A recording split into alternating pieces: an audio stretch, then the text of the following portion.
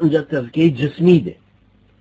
تەزکیەی جەستەی بەوە دێ کە بە شێوەیەکی جوان لە بارودۆخێکی باشە نەشونما بکە، گەشەی خۆی بکە، جوانی نیعمەتەکانی خۆی پێ دەرکرد. ئەم ئینسانە مسلمانەی کە ئاسوودە بووە لە دەرونی خۆی و تەزکیەی نەفسی خۆی کردووە، معنای وانییە بڕوا خوری لە بەرکە لە هاوینە چێشتی بێخوێ بخوا وەکو سۆفیەکانێکە. نا، خی گەورە فەرمێ قل من حرم زینة الله التي أخرج لعباده والطيبات من الرزق.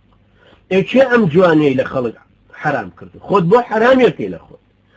هاتێکی جوان و کەشخە لە بەرکە بە جوانترین عەتر خۆت بۆن خۆشکە، بە خۆشترین جوانترین شێوە خۆت بڕازێنەرەوە لە حەڵاڵ.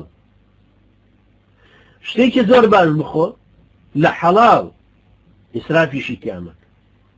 لەبەرەوە خی گەورە ئاوا احتیمامی پێدا ئەم ئینسانە لە ڕووی جەستەییشیەوە پێویستە بەم شێوەیە پەروەردە بێت. جا ئەگەر لە ناخیە وا پەروەردە بوو کە ڕووی لە قیامەتە، ئەو کاتە هەزاران هەزار دینار لە بەردەستیا بێ یا دۆلار، ئەو کاتە لە دەستیا بێت، لە دڵ و دەرونیا نابێت. ئەگەر قەناعەتی بەوە کرد کە خی پەروەردگار کردگارە و ئەو ڕازقە، ئەو کاتە ڕزقەکە لە بەردەستی ئەمایە خۆی ئەزانێ کە خی گەورە فەرمێ جعلکم مستەخلەفینە فیه. ئێوەی وا لێ کردو کە لە شوێنی ئەو کارەکانی پێ بکەن، کاری پێ ئەنجام بدەن، بەشی فەقیر و هەژارانی لێ بدەن. بۆ ئەوەی تەزکیەی جەستەییشی دەستکەوێت ئەم ئینسانە، ئەم قورئانە هاتووە لە چەند شوێنێک وای لێ کردو بۆ ئەوەی پارسەنگ ڕایگرێ. ئەم پارسەنگێتیە بە چیە؟ پێش هەموو شتێکە فەرمێ خواردنەکەت حەڵاڵ بێ، لەوە نەبێ کە لێم حەرام کردووی. يا أيها الناس كلوا مما في الأرض حلالا طيبا. ئەوەی بۆم دیاری کردوون ئەمە پاکە، ئەمە پیسە، مردارەوە بوو پیسە، لەبەرەوە خی پەروەردگار حرامی کردو. بەراز پیسە، بۆیە خی گەورە حرامی کردو. خوێن پیسە، بۆیە حرامی کردو. تۆ بڕێ مخالفەی خی پەروەردگار بکەیت و بەراز بخۆیت و مردارەوە بخۆیت و خوێن بخۆیت، جەستەی خۆت تەزکیە نەکردو. بۆیە دوای ئەوە فەرمێ وەلا تەتەبیعوا خطوات الشەیطان، شوێن هەنگاوەکانی شەیتان مەکەون. وكلوا مما رزقكم الله حلالا طيبا واتقوا الله. لەخواش بترسن. ئینسان کە لەخوا ترسا ناڕوا بڵێ کاکە لەسەری نووسرا حەڵال لە کارتۆنەکەی، ئەمە چیان سەلەفیانەوەندە تونڕەون، ئەوە لێ نووسراوە حەڵاڵەوان لێمان حرامەکە، ئەڕوا ملی لێنێ و چۆن ئارەزوی خۆی کەوتۆ ناڵێ هێ باشە خۆ پێی نامرم.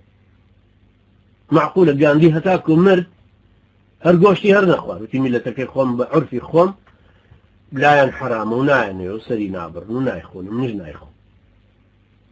کەچی ئەم کابرای باوەڕی بەخوای گەورە هەیە کە کارزان و کارجوانە شەریعەتێکی بۆ دیاری کردووە، ئەفەرمێ ئەمە حرامە، مردارەوە بووە نەیخۆن، دەچێ ئەو ملی لێ ناوەی خوا و بە ئارەزوی خۆیەکەوە وەڵا لە کارتۆنەکەی نووسراوە حەڵاڵ.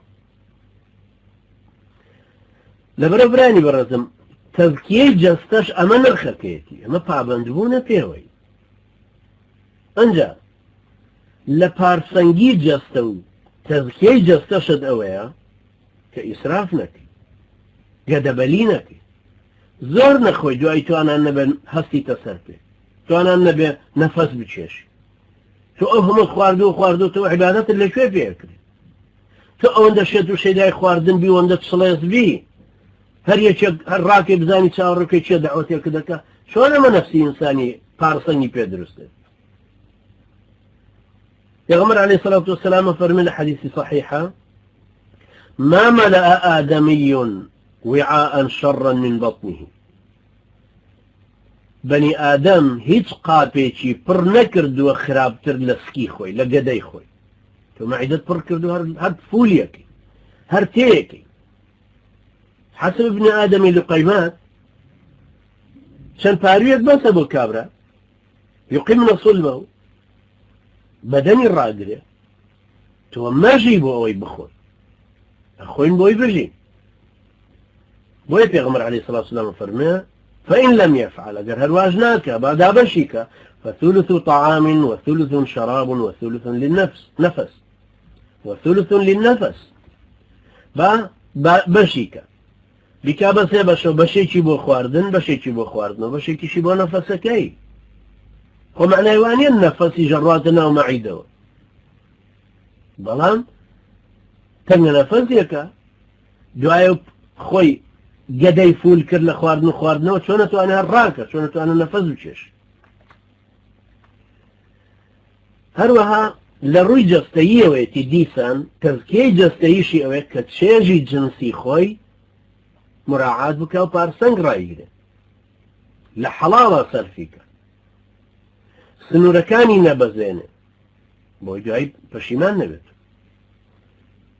ئەنجا لەسەر ئەمانەوە لەسەر پارسەنگیەوەی کە حەڵاڵ خۆرە ئیسرافی نەکردووە لانی جنسی و جەستەیی چێژی جەستەیی خۆی ڕاگرتووە سوپاسی خوای پەروەردگارە بەشی فەقیر و هەژارت سپاسی خوای گەورە بەوەکە ليشهدوا منافع لهم ويذكروا اسم الله في أيام معلومات على ما رزقهم من بهيمة الأنعام فكلوا منها وأطعموا البائس الفقير باش إيوه تشون بو حجكتان قبول بو استفادتان كرد ناوی خواتان هێنا لەو ڕۆژانەیە و سوپاسی خوای پەروەردگارتان کرد کە خوای گەورە ڕزقی داون خۆشتان لێتان خوارد وأطعموا البائس الفقير بەشی فەقیر و هەژاریش دیسان بدەن لەوانەی کە نیانە ئەمە تەزکیەی جسمە غەریزەی جنسی خۆت خواردن و خواردنەوەی خۆت پۆشاکی خۆت حبی تەمەلوکت هەرچی شتێکت کە هەیە پێویستی بەم تەزکیەکردنەوەی کەوابوو هیەکەمیان لایەنی عەقیدەیە مەیدانی عەقیدە پەروەردەکردنی عەقیدە دووهەم تەزکیەی نەفسە تەزکیەی عەقڵە تەزکیەی جسمە هەمووی پێویستی بە تەزکیەکردن و پارسەنگ ڕاگرتنی هەیە